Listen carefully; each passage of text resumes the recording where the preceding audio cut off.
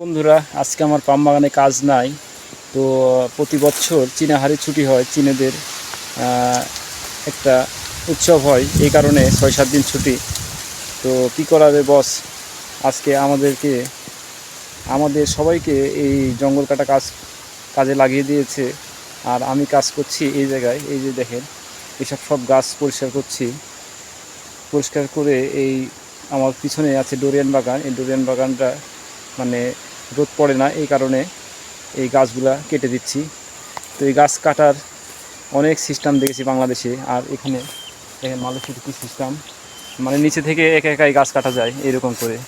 এই যেটা দিয়ে, এটা হচ্ছে করাত, বাংলাদেশে ফ্যাট বলে, করাত বলে, আর এখানেও করাত। এই যে দেখেন মাথায় করাত আছে, এটা দিয়ে আমি একা একাই গাছ কাটছি। কত সুন্দর লাগছে, মানে দুইজন লাগছে না এটা দিয়ে।